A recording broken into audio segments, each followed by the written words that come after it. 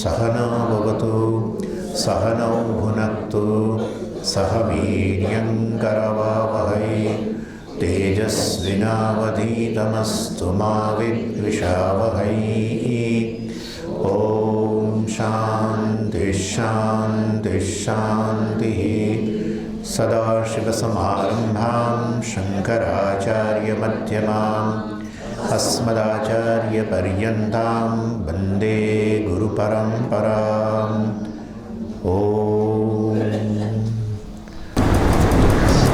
એટલે કહ્યું ન ધર્મો ન ચાર્થો ન કામો ન મોક્ષ, અર્થાત કોઈ પુરુષાર્થ નથી, કોઈ પુરુષાર્થ નથી, કોઈ ધ્યેય નથી. મનુષ્ય જીવનનું ધ્યેય જે છે એ જેણે જાણી લીધું એના માટે હવે કોઈ ધ્યેય રહ્યું નહીં, ફ્રી થઈ ગયો. સ્વામીજી પણ ધ્યેય વગરનું જીવન કેવું હોય? ધ્યેય પ્રાપ્ત થયું, ધ્યેય પ્રાપ્ત થયું, ધ્યેય હોય ત્યાં સુધી સ્ટ્રગલ સ્વાભાવિક. ધ્યેયની પ્રાપ્તિ કરનારો હજુ હાજર છે, ધ્યેય મેળવવાનું છે. જેને મેળવવાનું હોય ચિદાનંદ ના હોય. હા, ચિદાનંદને કશું મેળવવાનું ના હોય. હા, ચિદાનંદ વત્તા 2 કરોડ ફિક્સ ડિપોઝિટ બરાબર ચિદાનંદ. લિટરલી સમજાય છે હું શું કહું છું? ચિદાનંદ માઇનસ 50 લાખ રૂપિયા ગુમાયા નેસ્ડેક. શું કહ્યું હતું એમણે? હા, ચિદાનંદ. સમજો, હું મેથેમેટિક્સ કહી રહ્યો છું તમને. ચિદાનંદ એટલે શું? અદ્વિતીય આત્મા, એક કરતાં અન્ય ન હોવું, એકથી અન્ય કશું નહીં. મતલબ કે એક જ જે કંઈ છે બધું એક જ છે. તો ભાઈ તો અને એક કોણ છે? હું છું. તો ભાઈ હવે શું રહ્યું? બધી સ્ટ્રગલનો અંત આવી ગયો, બધી સ્ટ્રગલનો અંત આવી ગયો. જો આપણને એવું લાગતું હોય ને કે અહમમાં હજુ કંઈક થોડું તો સ્વામીજી બદલવાની જરૂર છે, તો અજ્ઞાન અવિદ્યા દેવી હાજર છે.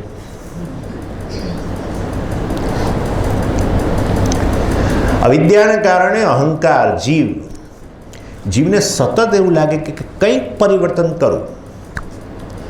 લેશ માત્ર પરિવર્તનની અપેક્ષા વગર જીવનની અંદર સંતોષ, એનું નામ મોક્ષ. લેશ માત્ર, લેશ પણ નહીં, આટલું પણ નહીં. ના સમજી, બુદ્ધિની રીતે ફાઇન, બુદ્ધિમાં ફેરફાર કરવો છે વાંધો નહીં, પણ મને લાગે છે બુદ્ધિમાં ફેરફાર એ મારામાં ફેરફાર છે. મોક્ષને તો કેટલી રીતે જોઈ શકાય છે તમે વિચારો. આવું કોઈ છે જગતની અંદર જે બધાને એજન્ડા છે, એકે એકને એજન્ડા છે? વૃદ્ધોને એજન્ડા છે ને. એ તો વૃદ્ધોને હવે બિચારાઓની સ્થિતિ એવી થઈ ગઈ છે કે ભાઈ એ એજન્ડા પૂરો કરી શકે એવી સ્થિતિ નથી. એટલે લાચારી છે, અને લાચારી વધારે નડે છે.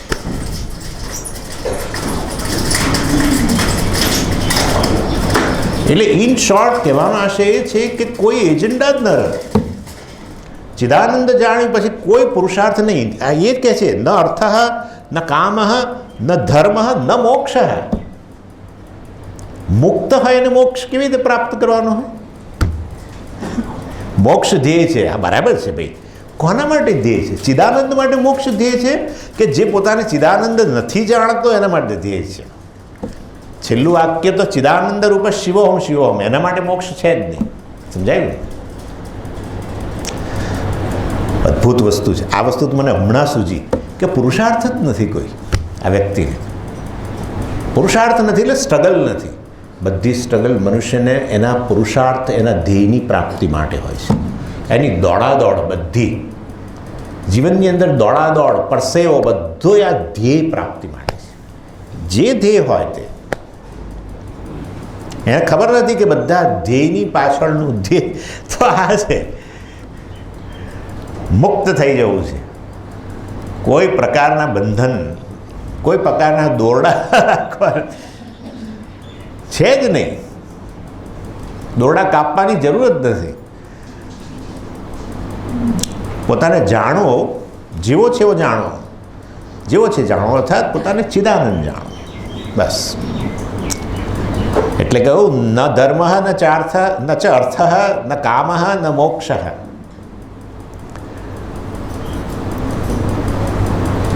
આ સાધક છે જે કહે છે અર્થ છે એ મોક્ષ માટે છે, સાધક છે. અર્થ નામનો પુરુષાર્થ જ નથી રહ્યો મારે, એ જ્ઞાની છે, સિદ્ધ છે.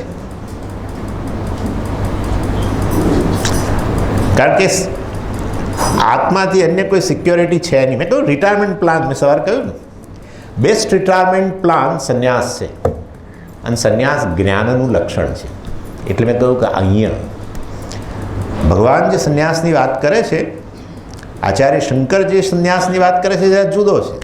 જુદો એટલે મહારાજને તો એવું છે કે વાસ્તવમાં જ્ઞાનરૂપી સંન્યાસ જ્ઞાન કર્મ સંન્યાસ કહેવાય. જ્ઞાનથી પ્રાપ્ત થતો કર્મ સંન્યાસ, 5મો અધ્યાય, એને જ્ઞાન કર્મ સંન્યાસ કહેવાય. મુખ્ય અર્થમાં એ સંન્યાસ છે. કર્મ સંન્યાસ તો જ્ઞાન માટે લીધેલો છે, વિવિધિશા કહેવાય. પરંતુ જ્ઞાનથી પ્રાપ્ત થતો સંન્યાસ એ તો ગૃહસ્થી હોઈ શકે છે જ, હતા જ. એમાં કર્મ સંન્યાસની જરૂર નથી. વિવિધિશા જ્ઞાન પ્રાપ્ત કરવા માટે જોઈતો સંન્યાસ એ કર્મ સંન્યાસ, એ તો ફેસિલિટી છે. શાસ્ત્રએ આપેલી તમને ફેસિલિટી કે ભાઈ તારે કોઈ જવાબદારી નથી. માતા પિતા હાજર છે, પિતા હાજર છે, માતા હાજર છે, બેમાંથી એક છે, આ મા હાજર છે. માને માટે સગવડો છે, બધી એમનું જીવન ચાલે એવી સગવડો છે નથી. નો કર્મ સંન્યાસ. સંન્યાસ નહીં લેવાનો. પણ છે કોઈકને આવી સગવડ મળી જાય કે જેને કારણે એને મા બાપ પ્રત્યેની ફરજો વગેરેમાંથી મુક્ત થઈ ગયો હોય, અદા કરી લીધી હોય, એવું એ બને. અને એને કારણે કર્મ સંન્યાસ લે અને એને જ્ઞાન પ્રાપ્ત કરે. બહુ સુંદર વસ્તુ છે. નિષ્ઠા માટે બહુ અદ્ભુત જીવન રીતિ સંન્યાસ છે કે જેમાં ભણવું અને બહુ તો ભણાવવું. ત્રીજું કોઈ એજન્ડા નહીં. આયુર્વેદિક દવાખાના ખોલવા અને ફાર્મસીઓ ખોલવી એ બધું નહીં. કેવળ આ ભણાવવાનું પણ ભણવા માટે, નિષ્ઠા માટે. ભણાવવાનું પણ લોકોના કલ્યાણ માટે નહીં. એ તો થાય જાણે, સ્વાભાવિક છે. પરંતુ એ આશય કેવળ નિષ્ઠા. સંન્યાસ એટલે જ્ઞાન નિષ્ઠા. અદ્ભુત વસ્તુ છે. શાસ્ત્રએ સેન્કશન કરેલું, શાસ્ત્ર સેન્કશન કરે છે. કારણ કે નહીં તો તમે ફરજોમાં છોડીને નીકળી જાઓ તો શાસ્ત્ર કહે છે કે એ તો મોટો દોષ છે ભાઈ. મા બાપ પ્રત્યેની ફરજ, એના પ્રત્યેની ફરજ, કંઈ પણ. એનીવે, એટલે આ અહીંયા કયો જે અર્થ છે એ મોક્ષ માટે છે. કામ છે એ પણ મોક્ષ માટે છે. કામ પણ મુક્તિ શેમાંથી? આ ઉણપ, અધૂરપમાંથી મુક્તિ. કારણ કે આનંદ જ પ્રાપ્ત થાય ત્યારે શું લાગે છે? અધૂરપ જતી રહે, પૂર્ણતા લાગે છે, બસ. તો અધૂરપમાંથી મુક્તિ જે છે એ શેના કારણે જતી રહી? ચિદાનંદ છું જાણ્યું માટે. એટલે કામ એ ખરેખર મોક્ષ માટે જ હતો. આનંદના સાધનો શેના માટે હતા? છેવટે હું પૂર્ણ છું એવું ફીલ કરવા માટે. ફીલ જ, જ્ઞાન નહીં, અનુભવ. હા, એ તમને બહુ ગમે. જ્યારે કોઈ ઉણપ ન ચાલે ત્યારે કેવું સારું લાગે. એ જાગ્રતની અંદર કોઈક આવી ક્ષણો આવે કે સુષુપ્તિમાં કોઈ ઉણપ ના લાગે, બસ હું ઊણો છું એવું ના લાગે. એ તો વાસ્તવમાં તમારું સ્વરૂપ જ છે. પરંતુ એ વસ્તુ ખબર ન હોય ત્યારે કામ પુરુષાર્થ દ્વારા એ અનુભવે, આત્માને જ અનુભવે, પૂર્ણતાને અનુભવે, ચિદાનંદને અનુભવે. આપણે જોઈ ગયા આપણે 2 દિવસ પહેલાં, આનંદની ક્ષણોમાં કોણ હોય છે? તમે જ હોવ છો. તમે અને આનંદનો વિષય જે છે વાસ્તવની અંદર બે જુદા હોવા છતાંય બંનેની વચ્ચેની જુદાઈ જાણે જતી રહે છે. બંને વચ્ચેનો જે ભેદ હોય ને જતો રહે, ત્યારે જ આનંદ હોય. તમે અને તમે જેની ઈચ્છા રાખી તે વિષય વચ્ચે ભેદ હોય, દૂર હોય, દ્વૈત હોય તો આનંદ નથી, ભેગા થાય ત્યારે આનંદ છે. બરાબર ને? ગાંઠિયા સ્વામીઓને શું આ ખાવા સિવાય બીજું શું હોય? સ્વામીઓ ગાંઠિયાની સુગંધ આવતી પણ દૂર હોય, ભોગ ન થયો હોય તો આનંદ નથી. આ છોડે તો સારું અત્યારે સ્વામી જાઓ અને ગાંઠિયો મોંમાં મૂકો. છે બે વસ્તુ, તમે અનુભવનારા અને અનુભવનો વિષય, પણ અનુભવ એવો થઈ રહ્યો છે જાણે બે એક બની ગયા. અદ્વૈત. વાસ્તવિક રીતે તમે અને એ વસ્તુ ભોગતા અને ભોગ્ય આવી જ રહ્યું છે. કોણ છે? ચિદાનંદ જ છે. એ જ્ઞાન છે. ભોગતા ભોગ્ય એક બને છે અનુભવની અંદર, એ અદ્વૈતનો અનુભવ છે. ભોગતા અને ભોગ્ય ખરેખર એક જ ચિદાનંદ છે, જ્ઞાન છે. માટે જ્ઞાની જે છે એ સર્વ કામનાઓ જાણે એની પૂરી થઈ ગઈ. સર્વાન કામાન સમશ્નુત ઇતિ સત્યમ જ્ઞાનમ અનંતમ બ્રહ્મ યો વેદ નિહિતમ ગુહાયામ પરમે વ્યોમન્ય સોશ્નુતે સર્વાન કામાન બ્રહ્મણા સહ ઇતિ. બ્રહ્મણા સહ, એણે સર્વ કામનાના વિષયો પ્રાપ્ત કરી લીધા. બ્રહ્મણા સહ, બ્રહ્મ રૂપે, ચિદાનંદ રૂપે પ્રાપ્ત કરી. માટે અર્થ પુરુષાર્થ મોક્ષ માટે, કામ પુરુષાર્થ મોક્ષ માટે. અને એટલે વાસ્તવમાં આપણે આ જે બેસ્ટ રિટાયરમેન્ટ પ્લાનવાળા લોકો, મને સારું યાદ રહે, બેસ્ટ રિટાયરમેન્ટ પ્લાનવાળા છે લોકો, એ લોકોમાં બે ક્રિશ્ચનો જુદું કહે છે. ક્રિશ્ચનો કહે છે કે બેસ્ટ રિટાયરમેન્ટ પ્લાન શું? ગરીબી સાથે લગ્ન કરી લો, ગરીબીને અપનાવો, એ લાઈફ ઓફ પોવર્ટી. એ લોકો આવું કહે, ગરીબી અપનાવો. આપણે કહીએ છીએ કોની સાથે લગ્ન કરો બેસ્ટ રિટાયરમેન્ટ પ્લાન માટે? ઈશ્વર સાથે લગ્ન કરો. કારણ કે લક્ષ્મીજી એમની સાથે છે એટલે મજા છે. આપણે ચિંતા નહીં, ઈશ્વર સાથે લગ્ન કર્યા, સંપત્તિ છે એમની પાસે. ચિદાનંદ સાથે, ઇન શોર્ટ ચિદાનંદ જ. રામ રતન ધન પાયો, હે ને? રામ રતન ધન પાયો. જુઓ, જેણે આ રામ રતન, રામરૂપી રત્ન અને ધન પ્રાપ્ત કરી લીધું. પાયોજી મેને રામ રતન ધન પાયો. Mirabai, I think Mirabai. આ વાસ્તવિકતા. હિન્દુ ધર્મવાળા કહે છે ચિદાનંદ સાથે, ઈશ્વર સાથે લગ્ન કરો. ક્રિશ્ચનો કહે છે ગરીબીને અપનાવો, ગરીબી સાથે લગ્ન કરો. Married to poverty. We are married to Ishwar, Chidanand. જે વાસ્તવમાં ધનિકે નથી ને ગરીબે નથી, બધું જ છે. ધનિક અને ગરીબ બધું ચિદાનંદ છે. ચિદાનંદ ધનિક નથી ને ગરીબે નથી. બસ જે કાંઈ છે એ ચિદાનંદ છે. પતી ગયું. એ કાળું સોનું હોય કે પીળું સોનું હોય, બધું કાળું સોનું આપણું આરબ દેશોમાંથી નીચેથી નીકળે છે. ખનિજ તેલ સોનું જ છે ને, એના લીધે તો કેટલું ધન છે લોકો પાસે. જે કંઈ છે, સમુદ્રના રત્નો હોય, જે કંઈ છે, કશું ચૈતન્યની બહાર નથી. એ ચૈતન્ય હું છું. બરાબર ને? સ્વામી બધું છે સારું, પણ આ ચિદાનંદ ભૂલી જવાય છે. ભૂલી જવાય તો ભૂલી જવાય, વાંધો નહીં, રિપીટ કરવાનું પછી. એટલે આ રીતે હું સૌથી સલામત છું. રિટાયરમેન્ટ પ્લાન સલામતી માટે હતો. બેસ્ટ રિટાયરમેન્ટ પ્લાન એને કહેવાય કે જેમાં તમને સલામતી ફીલ થાય. આને માટે હું સૌથી સલામત છું એ બેસ્ટ રિટાયરમેન્ટ પ્લાન છે. એવું ક્યારે થાય? કશું મેળવીને ના થાય ભાઈ. કશું મેળવીને સલામતી ના આવે. એ કેવળ તમારી સમજ બદલાતી જાય ત્યારે હું સૌથી સલામત છું એવું તમને લાગે, અર્થાત જ્ઞાનથી. એટલે વધુ ને વધુ તમારા વિશેની સમજ વધુ ને વધુ તમને સલામત બનાવે. વધુ ને વધુ વિષયોની પ્રાપ્તિ, અર્થની પ્રાપ્તિ વધુ ને વધુ સલામત બનાવે. ચોકડી. વધુ ને વધુ મારા વિશેની સમજ મને સલામત બનાવે. કરેક્ટ. માટે મેં કહ્યું, અને એટલે જ્ઞાન. જ્ઞાન એટલે સંન્યાસ. બેસ્ટ રિટાયરમેન્ટ પ્લાન આ છે. બેસ્ટ રિટાયરમેન્ટ પ્લાન શું છે? કે મારા વિશેની સમજ એવી આવે કે જેનાથી હું સલામત છું એવું લાગે. સલામત છું એવું લાગે એટલે ફીલ નહીં, હું સલામત છું એવું સમજું. માટે સલામતી મેળવવા માટે કશું દૂરે ના કરશો અને કશું મેળવશો પણ નહીં. ધન દ્વારા સલામત બનવાનો અને ખેંચવાનો પ્રયત્ન ના કરશો, સલામત બનવા માટે ધનને ફેંકશો પણ નહીં. નહીં તો પસ્તાશો. બરાબર, કશું જ નહીં. સલામતી કેવળ અહીંયા છે, બાકી બધું બહાર જે છે, જ્યાં છે, જેવું છે રહેવા દો. સમજાય છે હું શું કહી રહ્યો? સમજાય છે કે નથી સમજાતું? હા, બેસ્ટ, કારણ કે સંન્યાસીઓ રિટાયર્ડ કહેવાય ને. હા, એટલે મેં કહું બેસ્ટ રિટાયરમેન્ટ પ્લાન સંન્યાસ. સંન્યાસ અર્થાત જ્ઞાન.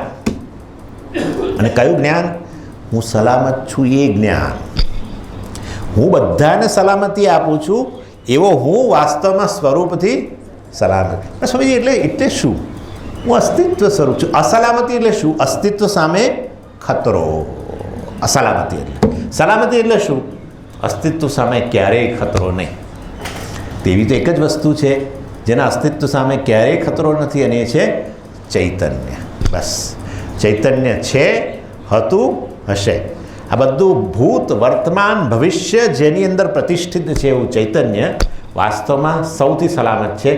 એની સલામતીને કારણે જ બધી વસ્તુઓ સલામત છે. જ્યાં પણ તમને સલામતી દેખાતી હોય એને કારણે બધાનું અસ્તિત્વ છે, વગેરે વગેરે વગેરે. અને એ રીતે વાસ્તવની અંદર આ જ્ઞાન પ્રાપ્ત કરવું એ જ વાસ્તવમાં શ્રેષ્ઠ રિટાયરમેન્ટ પ્લાન છે. બાકી બધા રિટાયરમેન્ટ પ્લાન રિવાઇઝ થતા રહે છે, રિવાઇઝ થાય એવું હોય છે.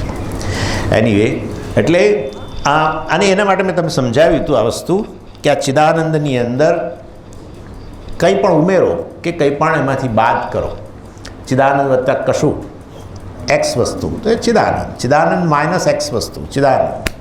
એટલે આ રીતે વાસ્તવમાં આ મારા વિશેની સમજ એ ચિદાનંદ વિશે, મતલબ હું ચિદાનંદ છે જે સમજ છે એ જીવનનો પુરુષાર્થ, એ સલામતી વગેરે સિદ્ધ કરે છે, અર્થના વિષયો નહીં. આ પ્રકારે અસલામતીમાંથી મુક્તિ માટે શું? હું સલામત છું એવું જ્ઞાન. અસલામતી મુક્તિ માટે કશું મેળવવાનું નહીં, એ અર્થના વિષયો થયા. અસલામતીમાંથી મુક્તિ માટે, મોક્ષ માટે હું સલામત છું એવું જ્ઞાન. પણ સ્વામીજી લાગતું નથી. કશું ધીરે ધીરે, ચિંતા નહીં. હા, અહમ વિશે, અહમ તમારો ક્યાંક બીજે બેઠેલો હોય જ્યાં હોવો જોઈએ એને બદલે બીજે, તો અસલામતી લાગે. પ્રત્યેક વસ્તુનું અસ્તિત્વ આત્માને કારણે છે, માટે આત્મા સૌથી વધુ સલામત છે. અને એવી એવી રીતે કામ પણ. કામનો અર્થ થાય સંતોષ. કારણ કે આનંદ, તમે આનંદ એટલે શું? સંતોષ. સંતોષ એટલે આનંદ, આનંદ એટલે સંતોષ. કામનો અર્થ થાય સંતોષ. અને હું સંતોષ સ્વરૂપ છું, એ સંતોષ છું એ વસ્તુ વાસ્તવની અંદર એ સમજનો વિષય છે. સંતોષ છું અર્થાત પૂર્ણ છું, કશું ખોટતું નથી મારામાં. આ વસ્તુ તમને જરા ઓડ લાગશે મેં જે કહ્યું તમને કે હું સંતોષ છું એ. કારણ કે આપણને એમ કે સંતોષની તો લાગણી ઉત્પન્ન થાય મનમાં. આપણને એવું હોય છે મનમાં સંતોષ ઉત્પન્ન થાય. એ તો ઘણીવાર મિથ્યા હોય છે. કશી વસ્તુ મળતી ના હોય, સમજ મને તો કંઈ મેળવવાની બહુ ઈચ્છા નથી, હું તો સંતોષી છું. એ તો એક ખાલી પેલી કેના લોકો દ્રાક્ષ ના મળતી હોય એવું નહીં. મનના સ્તરે આવો તો કદાચ આવ્યો હોય, પણ યાદ રાખવાનું કે મનના સ્તરે આવતી વસ્તુ વ્યભિચારી હોય છે. માટે મન થકી આપણી ઓળખાણ આપીએ ને તો આપણે જ પસ્તાવવું પડે ક્યારેક. એટલા માટે કેટલાય લોકો પોતાનું વર્ણન મનથી, મન જેવું હોય એવું પોતાનું વર્ણન કરે અને એમાં પોતે જ ખોટા પડે. કારણ કે અત્યારે દયાવૃત્તિ હોય, હું તો બહુ સમજી દયાળુ છું, પણ આ જ વ્યક્તિ કોઈક અન્ય પરિસ્થિતિની અંદર એની ક્રૂરતા, એનો ક્રોધ વ્યક્ત થતો હોય છે. માટે મન પણ એવું કેમ થાય છે? કારણ કે મન તો વ્યભિચારી જ છે, બનાવેલું જ છે આવું વાર. મન ચંચળ છે જ, પ્રત્યેક ક્ષણે નવી નવી વૃત્તિ આવે જ છે. અને એ વૃત્તિ જે ઉત્પન્ન થાય છે ને એ તમારા હાથમાં નથી. પ્રથમ વૃત્તિ, મનમાં જે પ્રથમ વિચાર આવે, યુ કેનોટ ડિટરમિન. એ વસ્તુને તમારે જાળવવી કે એને વાળવી બીજે, એ તમારા હાથમાં છે. પ્રથમ વૃત્તિ ઉત્પન્ન થાય છે એ તો તમારે બે વસ્તુને કારણે, અને એમાં જવાબદાર વસ્તુ છે કારણ શરીર. અને એ તો ભૂલમાં આપણા હાથમાં નથી. કારણ શરીર, મારા કારણ શરીરમાં કેટલા કર્મો પડ્યા છે અને કેટલી વાસનાઓ પડી છે કોઈથી ખબર હોય? કારણ કે છે કારણ શરીર અવ્યક્ત વસ્તુ છે. અવ્યક્ત એટલે જેનું ઇન્દ્રિય વગેરેથી કશાથી એને પ્રત્યક્ષીકરણ જ ન થઈ શકે. એટલે મનમાં જે પ્રથમ વૃત્તિ ઉત્પન્ન થાય છે એના માટે જવાબદાર આપણી વાસના અને આપણા કર્મ. એટલે એ તમે ન કરી શકો. પણ એ વૃત્તિ પછી એક ચેનલની અંદર આમ દોડવા માંડે. હા, એ અટકાવવું વગેરે એ આપણા હાથમાં છે. એટલા માટે ભગવાને કહ્યું ધ્યાયતો વિષયાન પુંસઃ સંગસ્તેષુપજાયતે. એટલે પ્રથમ વિચાર જે આવે ત્યારે પછી એને દબાવવાનો. વિચાર પહેલો તમે નક્કી ન કરો, પણ એ આવ્યા પછી એને દબાવવાનું તમારા હાથમાં છે. જો એ વિચારને તમે આગળ ધપાવ્યો તો એ ધ્યાન થઈ ગયું. હા, ઘણીવાર શું થાય, કોઈ વસ્તુનો અનુભવ કરીએ ને, દાખલા તરીકે આ વસ્તુનો અનુભવ કરીએ અને આ આકારની વૃત્તિ ઉત્પન્ન થઈ ખરી, પછી જતી રહે આ વસ્તુ જાય. પણ તમે જોજો ઘણીવાર આ વસ્તુ પછી આપણે અહીંથી નીકળીને રૂમમાં જઈએ તો ઘડીએ આવે મનમાં ઘડીએ આવે. અને મનમાં ઘડીએ આવે એને કહેવાય ધ્યાન. એ મનમાં ઘડીએ આવે ને ત્યારે સાવધાન રહેવું. કારણ કે એમાંથી જ પછી સંગ ઉત્પન્ન થાય. ભગવાન કહે છે ધ્યાયતો વિષયાન પુંસઃ ધ્યાયતઃ પુંસઃ સંગઃ જાયતે. સંગ એટલે એમાંથી પછી એના માટેનું આકર્ષણ ઉત્પન્ન થાય. કોઈ વ્યક્તિને દાખલા તરીકે જોઈએ, આપણે કોઈ વ્યક્તિનું દર્શન કરીએ ને પછી તો મનમાં એની વૃત્તિ આવે અને જતી રહે. પછી તમે જોજો કે તમે પછી હવે તે વ્યક્તિ નીકળી ગઈ, તમારો એનો સંપર્ક નથી રહ્યો. પછી એ વ્યક્તિનું નાક, એ વ્યક્તિનો અવાજ, એ વ્યક્તિનું કંઈક દેખાવ, એ વ્યક્તિના વાળ કે એ વ્યક્તિની મેનર્સ, આ બધું પછી યાદ આવે પાછું. ફરી પાછું યાદ આવે. એમાંથી ધીરે ધીરે કંઈક કુણીની લાગણી ઉત્પન્ન થાય અંદર કે આ સારું છે, સારી વ્યક્તિ લાગે છે, સારો દેખાવ છે, ફલાણું છે. આમાંથી પ્રેમી પંખીડાઓ ઉત્પન્ન થાય છે બધા. ભગવાન કહે છે આ ફસાવાની અને પેલી લેડર કહું છું, એ લેડર ઓફ ફોલ, પડતીની. કારણ કે ધ્યાયતો વિષયાન પુંસઃ સંગસ્તેષુ ઉપજાયતે. સંગ ઉત્પન્ન થયો. સંગ એટલે એટેચમેન્ટ. એટલે એનું એ પછી શું થાય, એનો વિચાર આવતાની સાથે જ એક સ્માઇલ આવે. પતિ એવું કહું, સ્માઇલ. વ્યક્તિ વસ્તુ જે પણ હોય. સંગસ્તેષુ ઉપજાયતે સંગાત સંજાયતે કામ. હવે તો આ વસ્તુ જોઈએ છે. જે વસ્તુના વિચારથી સ્માઇલ ઉત્પન્ન થયું એ વસ્તુ હવે તમારે જોઈએ છે. સંગાત સંજાયતે કામાત ક્રોધ ગયું છે કે તો ધપ ધપ ધપ ધપ ધપ ધપ નીચે છેક સુધી ક્રોધ ઉત્પન્ન થયો. પછી મનુષ્યમાંથી પશુ બનતા બહુ ઝાઝો સમય ન લાગે. અતિશય ક્રોધ આવે ત્યારે વ્યક્તિ અને મનુષ્ય અને પશુ વચ્ચેનો ભેદ પૂરાતો જાય. એ બધું અત્યારે ચર્ચાનો વિષય નથી, પરંતુ એ ભગવાને જે બતાવ્યું છે એ 2 શ્લોકોની અંદર એ બહુ જ. એટલે ભગવાને કહ્યું કે મનમાં વૃત્તિ ઉત્પન્ન થવી તારા હાથમાં નથી, પરંતુ એ જ્યારે વારે વારે આવી રહી હોય એ વસ્તુ તારા મનની અંદર, વસ્તુ વ્યક્તિ જે પણ હોય, ત્યારે ખાળ. નહીં તો પછી એક સ્માઇલ આવવા માંડશે ધીરે ધીરે. અને સ્માઇલ આવશે પછી કામ આવશે, ઈચ્છા નથી, ન મળે તો ક્રોધ, આ તે બધું. એનીવે, એટલે અર્થમાંથી અર્થ જ મોક્ષ છે. હા, આ વ્યક્તિ માટે અર્થ એટલે સલામતીના વિષયો મોક્ષ છે, આત્મજ્ઞાન છે. સમજાય છે હું શું કહું છું? આત્મજ્ઞાન જ વાસ્તવમાં મોક્ષ છે, અર્થાત અસલામતીમાંથી મુક્તિ છે. કારણ કે આત્મા જ સલામત છે માટે. અને કામ પણ આ રીતે, હું સંતોષ છું, પૂર્ણ છું. સંતોષ એટલે પૂર્ણતા, ફૂલનેસ. અને એમાં કામનાના વિષયો વગેરેથી પ્રાપ્ત થતી વસ્તુ છે. છેવટે એમાં જે પૂર્ણતાનો અનુભવ થાય છે એ તો આત્મા છે ને એ આ વ્યક્તિ સમજી ગયો છે. માટે કામ પણ શું થઈ ગયો? મોક્ષ. વિવેકી વ્યક્તિ માટે અર્થકામ પુરુષાર્થ ન રહ્યા. એ સમજી ગયો કે આ 2 પુરુષાર્થ પાછળ ખરેખર મોક્ષ જ પુરુષાર્થ રહેલો છે. અને ધર્મ વગેરેથી વાસ્તવની અંદર ધર્મ તમને અડધા રસ્તે લઈ આવ્યો. ખ્યાલ આવ્યો? ધર્મ તમને મોક્ષ માટેના અડધા રસ્તે ઓલરેડી લઈ આવ્યો. અને માટે ધર્મની પણ છેવટે પૂર્તિ ક્યારે થાય? જ્યારે મોક્ષ પ્રાપ્ત થાય ત્યારે. ધાર્મિક વ્યક્તિને મૃત્યુનો ભયને બધું તો રહેવાનું જ છે. આ ટોટલી ભયમાંથી મુક્તિ, સંસારમાંથી મુક્તિ, બંધનમાંથી મુક્તિ તો મોક્ષ પ્રાપ્ત કરનારને જ છે. સમજાયું ને?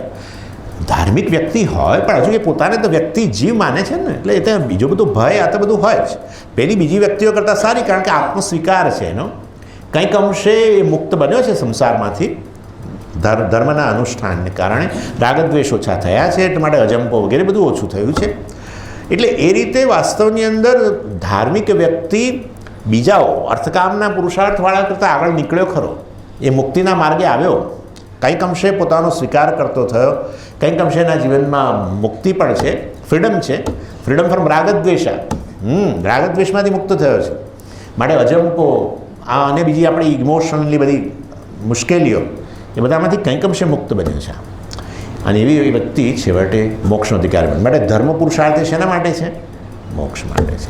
માટે અર્થ, કામ, ધર્મ બધું જ છેવટે મોક્ષ માટે છે. એટલે અન્યત્ર શોધવું આ વસ્તુ જ્યાં છે તેને બદલે બીજી જગ્યાએ શોધવું એ નકામું છે. એ વસ્તુ છે. આના માટે ઉદાહરણ આપે હંમેશા આપણા સંપ્રદાયનું આ ઉદાહરણ છે એનું. અને એ છે કે એક માજી, એમના એ શોખીન હતા બહુ. એ માજી આમ તો વિધવા હતા પણ એમને ઘરેણાંનો બહુ શોખ હતો. એટલે બધા પહેરતા ઘરેણાં. અને ખાસી ઉંમર હતી એમની. એમાં એક વીંટી એક દિવસ એમની કંઈક પડી ગઈ. એ વીંટી પડી ગઈ પછી એ શોધવા માંડ્યા. ક્યાં શોધતા હતા? બહાર. મને એમ કે આ કોઈને નહીં ખબર, મારે તો હવા નીકળી ગઈ. એટલે એનીવે એટલે બહાર શોધતા હતા, જ્યાં અજવાળું હતું ત્યાં શોધતા હતા. પછી મારા જેવો કે તમારા જેવો, આપણા મોહિત જેવો કોઈ કે શું માજી શું શોધો છો? તો કે વીંટી શોધું છું. ક્યાં પડી ગઈ હતી? તો કે ઘરમાં પડી ગઈ હતી. તો કે ઘરમાં કેમ નથી શોધતા? બહાર શોધો. તો ઘરમાં અંધારું છે. ઓકે, એવી સ્થિતિ છે આપણી. કોના જેવી? માજી જેવી. હા, શું જોઈએ છે? શ્રેયસ, મોક્ષ જોઈએ છે. શોધીએ છે ક્યાં? પ્રેમમાં. વાહ! કેમ? કારણ કે ત્યાં લાઈટ છે. વિષયોનો ચળકાટ તો ગજબનો છે બાપુ. દુર્ગા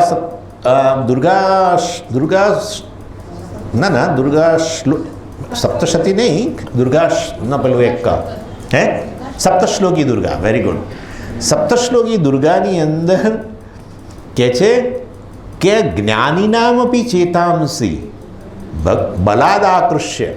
હા, આ માયા તો એવી વસ્તુ છે, આ દુર્ગા તો એવી વસ્તુ છે કે જ્ઞાનીઓના ચિત્તને પણ ખેંચી જાય છે. માયા એટલે આ જગતના વિષયો, સર્વનામરૂપ.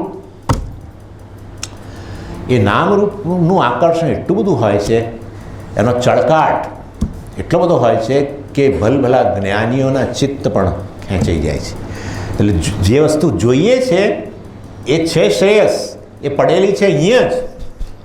એવું ઘણો અહીં પડેલી છે અને શોધીએ છે ક્યાં? ત્યાં. એટલે જેમ પેલા માજીને વીંટી ન મળે, શોધ્યા કરે, તેમ એ રીતે આપણને પણ આ વસ્તુ મળતી નથી. સલામતી અને શાંતિ અને સુખ મળતું નથી. બધું મળે છે પણ આ ત્રણ વસ્તુ શોધીએ છીએ પ્રેમમાં, અર્થકામ વગેરેની અંદર, એ મળતી નથી એમ કે છે.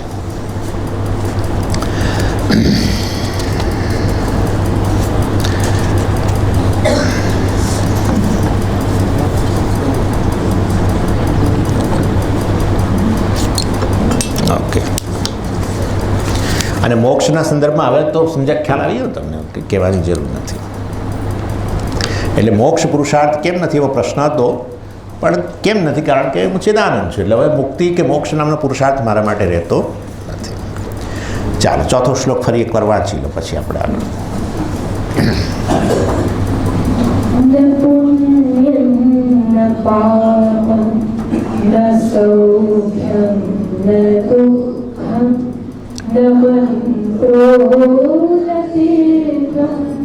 ન વેદાને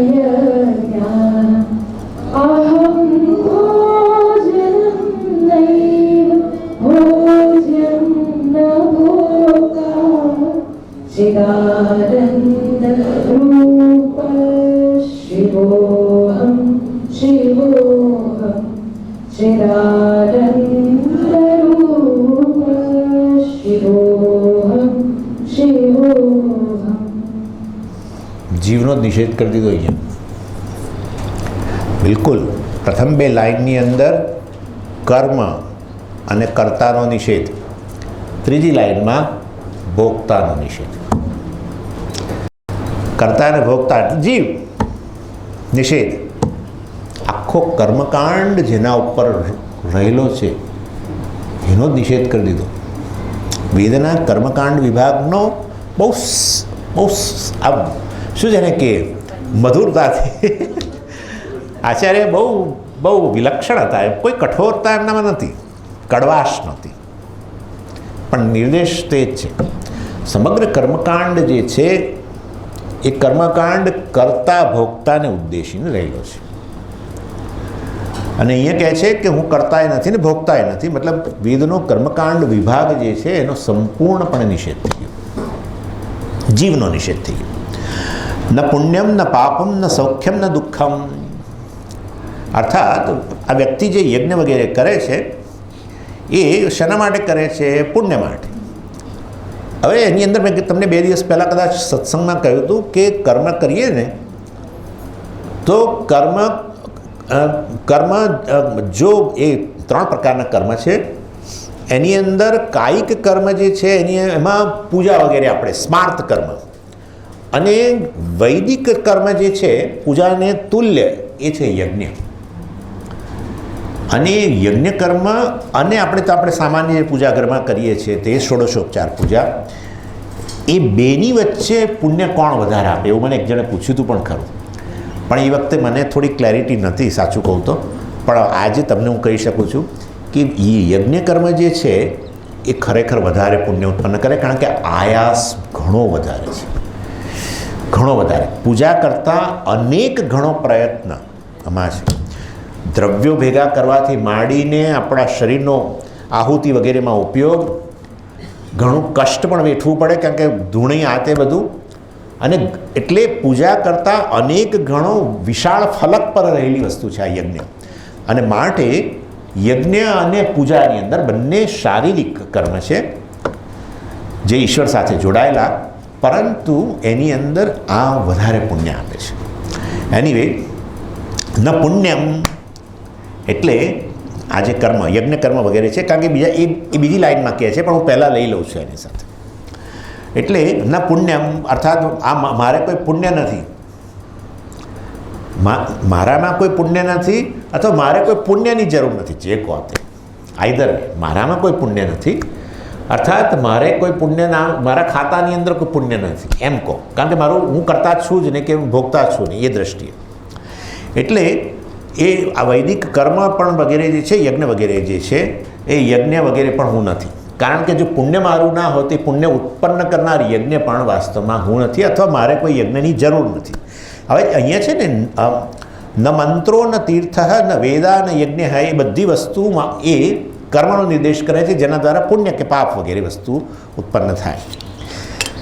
અને પછી આગળ કહે છે ન પુણ્યમ ન પાપમ, પાપ પણ મારે નથી.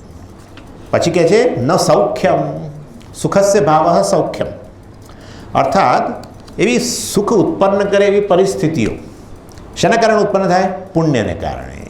એટલે ન પુણ્યમ, જો મારે કોઈ પુણ્ય ન હોય તે પુણ્યને કારણે ઉત્પન્ન થતી સુખાની પરિસ્થિતિઓ પણ મારે માટે નથી. પછી અથવા સુખની પરિસ્થિતિ મારા માટે ન હોય, સુખ મારે ન હોય તો પછી મારા જીવનની અંદર દુઃખ જ રહેતું હશે. ના ના ના ના ના, ન દુઃખમ, ન પુણ્યમ ન પાપમ ન સુખમ ન દુઃખમ. અરે પાપ નથી એટલે દુઃખ નથી, પરંતુ આમ તમે સામાન્ય રીતે જુઓ મારે કોઈ સુખ ને વગેરે નથી, એનો અર્થ એવો થયો કે મારે ઘણું દુઃખ છે? ના ના ના, એ પણ નથી, કારણ કે મારે પાપ પણ નથી જે દુઃખની ઉત્પત્તિ કરે.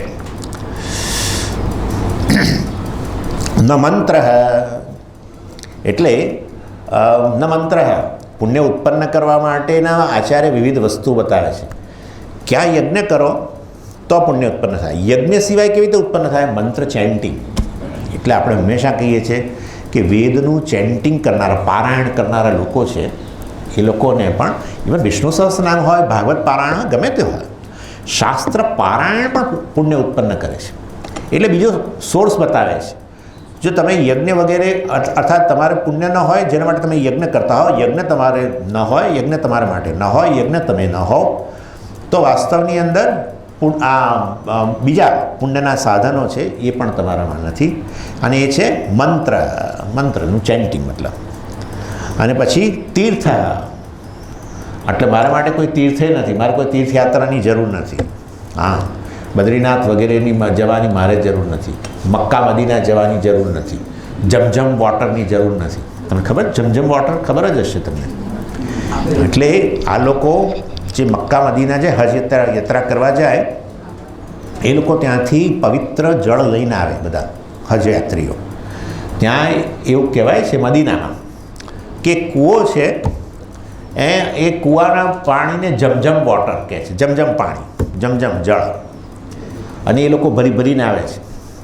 પછી એર ઇન્ડિયાવાળાએ ને ત્રાસ થયો છે જે હોય તે, પણ એર ઇન્ડિયાવાળા બધા પેલા હજયાત્રીઓને, આ તો વર્ષો પહેલાંની વાત છે, હવે અત્યારે શું છે મને બહુ નથી ખબર, એર ઇન્ડિયાવાળાએ હજયાત્રીઓને કહ્યું કે તમે ના લાવશો કશું, અમે તમને આપીશું. આપણા દેશ, આપણો ગવર્મેન્ટ ઓફ ઇન્ડિયા તો ઘણું એ રીતે એ વખતનું બહુ કૂણી લાગણી ધરાવતું એ વખતે. એટલે એમણે કહ્યું કે તમે કોઈ લાવશો નહીં, અમે તમને આપીશું. અને એ રીતે જમજમ વોટર 1 ગેલન 2 ગેલન તમને એ લોકો આપતા હતા હજયાત્રીઓ, તમને નહીં, હજયાત્રીઓ. એટલે આપણે જઈએ તીર્થયાત્રામાં ગંગાજીનું જળ લઈને આવીએ, નર્મદાનું જળ લઈને આવીએ, તેને બદલે એ લોકો આ જમજમ પાણી લઈને આવતા. આપણી બધી વસ્તુઓની ટીકા કરે અને એના એ જ બધું ફોલો કરે. મક્કાની અંદર એક સ્ટોન જ છે, સ્ટોન. આ તો બધા આ કાફરો, એમ કે આ કાફરો મૂર્તિ પૂજકો બધા કાફરો છે. મૂર્તિ પૂજકો એટલે પથ્થરની પૂજા કરનારા, પોતે પથ્થરની પૂજા, પથ્થરને પૂજવા ત્યાં મક્કા જાય અને સ્ટેમ્પેડમાં મરીએ જાય ઘણી વાર. અને આપણે ગંગાજીનું જળ લઈને આવીએ છીએ ક્યાંકથી તીર્થમાંથી, તો એ જ કહે છે અમે જમજમ લઈને. તો પછી તમે અમારી ટીકા કેમ કરો છો? આપણે જે કરીએ એનું એ જ કરે છે, પણ ટીકા આપણી કરે છે. વિચારો તમે. આપણને થાય કે ખરેખર આપણે મૂર્તિ પૂજકો, પથ્થરના પૂજકો છીએ. એ લોકો બધા ફોર્મલેસ ઈશ્વરની પૂજા કરનાર છે, એવું નથી. એમના તીર્થ સ્થાનોની અંદર પણ છે. હંમેશા એક વસ્તુ છે કે રૂપ, તમે તમારી જાતને એક રૂપધારી માનતા હો, રૂપવાળા માનતા હો, તો તમારે ઈશ્વરને પણ એક રૂપ આપવું પડે એની સાથે સંબંધિત થવા માટે. અને એની સાથે સંબંધિત થાઓ, થોડા કમ્ફર્ટેબલ બનો, પછી રૂપથી ઉપર ઉઠો. તમે રૂપથી ઉપર ઉઠશો તો એ રૂપથી ઉપર ઉઠી જશે અને તમે એક થઈ જશો. એટલે રૂપની જરૂર છે, ફોર્મની જરૂર છે. અમેરિકાની અંદર પણ આવું છે, બહુ ટીકાઓ થાય છે સનાતન ધર્મીઓની, કે એ તો બધા હજારો, એ લોકોનામાં કરોડો દેવતાઓ છે ને બધા, એ તો બધા પેલા એલિફન્ટ ગોડને પૂજે છે ને આવું બોલે આપણા ગણપતિ માટે, અને પેલા મંકી ગોડને પૂજે છે. હવે બહુ ખરાબ બોલે, બધું જાતનું બોલે. આપણા જ બાળકો, મેં તમને કહ્યું, મને લાગે છે કોઈકને આજે, કે આપણા જ બાળકોને અહીં આપણે સંસ્કાર આપીએ. આશ્રમની અંદર એ આવે, બાલ વિહાર જેવું હોય ને, બધા એમને બધું ભણાવી આપે. બધું એ લોકો મિડલ સ્કૂલમાં જાય અને પછી ધીરે ધીરે કોલેજ જાય, ત્યાં સુધીમાં તો પૂરેપૂરું બ્રેઇન વોશ થઈ ગયું, એકદમ બદલાઈ ગયેલો હોય. મા બાપને એમ થાય કે અમે તો બધું નાનપણમાં બહુ બધું રોપ્યું એનામાં, પણ કશું દેખાય નહીં, કારણ કે આ બધું વાતાવરણ મળે. આ બધી ટીકાઓ આવું ચારે બાજુ. એની ચાલો, એટલે ઇન શોર્ટ, આ હું તીર્થ પણ નથી.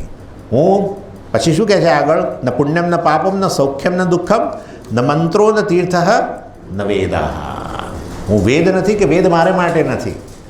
આ રીતે એ વધારે સારું છે. હું વેદ નથી એ કરતા હોય, વેદો મારા માટે નથી, અર્થાત વેદનો પેલો કર્મકાંડ વિભાગ મારે માટે નથી. કેમ નથી? હું ચિદાનંદ છું, કરતા નથી માટે વેદ મારે માટે નથી. ન યજ્ઞ, આ યજ્ઞ વગેરે પણ મારે માટે નથી. એટલે આ રીતે અહીંયા આને કરતા જે છે જ વાસ્તવની અંદર પછી ભોગતા બને. એટલે ત્રીજી લાઈનની અંદર ભોગતાનો નિષેધ કરે છે. શું કહે છે? હા, અહમ ભોજનમ નૈવ ભોજ્યમ ન ભોગતા. વાસ્તવની અંદર હું ભોગતા નથી. ભોગતા આ જે છે ને, ભોગતા શું વસ્તુ છે સમજવાની જરૂર છે. આત્મા અંતઃકરણ માં પ્રતિબિંબિત થાય, અંતઃકરણ સાથે તાદાત્મ્ય કરે અને એને કારણે અહંકાર, અને પછી મેં કહ્યું પ્રમાણે અહંકાર એટલે અહમપણું કરે. હવે અહમપણું કરે એટલે ઇન્દ્રિયોમાં અહમપણું કરે, અને ઇન્દ્રિયોના વિષયોનો સંપર્ક થયા પછી વાસ્તવની અંદર એ ઇન્દ્રિયનો વિષયનો સંપર્ક કરે ત્યારે પછી પોતાને ભોગતા કહે. જ્ઞાનેન્દ્રિયોથી વિષયોનો સંપર્ક થાય ત્યારે ભોગતા. ભોગતા અને પ્રમાતા વચ્ચે થોડો ભેદ છે. કેવળ અંતઃકરણ યુક્ત હોય એટલે અંતઃકરણ તાદાત્મ્ય પામેલો જે અહંકાર જે છે એ પ્રમાતા કહેવાય. પછી જ્યારે ઇન્દ્રિયોમાં પણ એ અહમપણું કરે અને વિષયોનો સંપર્ક કરે ત્યારે પોતાને ભોગતા કહે. એટલે દાખલા તરીકે આંખમાં અહમપણું, આંખ સાથે તાદાત્મ્ય મન સહિત, અને વિષયનો સંપર્ક, કોઈ રૂપ જુએ તો હવે એ અહંકાર શું કે હું દ્રષ્ટા છું કે. ખ્યાલ આવે તમને? એટલે એ જ આત્મા મિથ્યા મન સાથે તાદાત્મ્ય કરીને મિથ્યા અહંકાર, અને મિથ્યા અહંકાર મિથ્યા ઇન્દ્રિયો વગેરે સાથે તાદાત્મ્ય કરીને મિથ્યા દ્રષ્ટા, મિથ્યા શ્રોતા વગેરે, અને એ વાસ્તવમાં ભોગતા. એ રૂપનો ભોગ કરે, ધ્વનિ એટલે કોઈ સાઉન્ડ મ્યુઝિક વગેરેનો ઉપભોગ કરે. એટલે પ્રમાતા અને ભોગતા વચ્ચે જરા ભેદ છે. કેવળ અંતઃકરણ યુક્ત હોય આત્મા, અંતઃકરણ ઉપાધિવાળો, એ પ્રમાતા કહેવાય, અને કર્મેન્દ્રિયો સાથે તાદાત્મ્ય કરે ત્યારે કરતા. એટલે કરતા ભોગતા વાસ્તવમાં અહંકાર જ છે, જીવ જેને આપણે કહીએ. એટલે હું ભોગતા પણ નથી. પછી આગળ શું કહે છે? અહમ ભોજનમ નૈવ ભોજ્યમ ન ભોગતા. ભોજ્ય સારું, ભોગતા નથી, પરંતુ ભોજ્ય વિષય, ભોગવવાનો વિષય હું છું કે નહીં? ના, હું ભોગવવાનો વિષય પણ નથી. હું ભોગતાય નથી અને હું ભોગવવાનો વિષય પણ નથી. અહમ ભોજનમ નૈવ. ભોજનમ એટલે ભોજન, ભોગ ક્રિયા, ભોગવવાની ક્રિયા જે અંતઃકરણમાં ભોગ વૃત્તિ, એ ભોગ વૃત્તિને ભોજન કહેવાય. ભોજન એટલે આપણે બહાર જે પેલું અન્ન છે ને એ તો ભોજ્ય કહેવાય. બહાર જે આપણે ખાઈએ છીએ અને આપણે સામાન્ય ભોજન કહીએ, પરંતુ એ ભોજ્ય કહેવાય. અને ભોજન એટલે ભોગ વૃત્તિ. એટલે વાસ્તવની અંદર હું આ ભોગતા નથી, ભોજ્ય નથી કે ભોગ વૃત્તિ નથી. ભોગ વૃત્તિ દ્વારા ભોગતા અને ભોજ્ય જોડાય. ભોગ વૃત્તિ ન હોય તો બહારનો વિષય જે છે એ વિષય જ રહે, ભોજ્ય જ ના કહેવાય, અને હું ભોગતાય ન રહું. એટલે ભોગ વૃત્તિ લિંક છે, જે ભોજ્ય વિષય છે ભોગતા સાથે જોડે છે. સમજ્યા?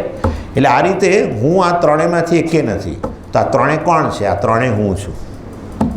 આ ત્રણે ત્રિપુટી, આ ટ્રાયડ હું છું. ભોગતા હું છું, કારણ કે ભોગતા ચિદાનંદ છે, ભોજ્યમ ચિદાનંદ છે, અને ભોજન વૃત્તિ, આ ભોગ વૃત્તિ પણ ચિદાનંદ છે. માટે આ ત્રણેય હું છું, અને હું ત્રણેયથી વિલક્ષણ છું. એટલે શું? એટલે વાસ્તવની અંદર ભોગતા, ભોજ્ય અને આ ભોજન, એ જે વિભાગ જે છે કેવો છે? મિથ્યા છે. કારણ કે ભોગતાય હું છું, ભોજ્ય પણ હું છું, અને ભોગ વૃત્તિ પણ હું છું.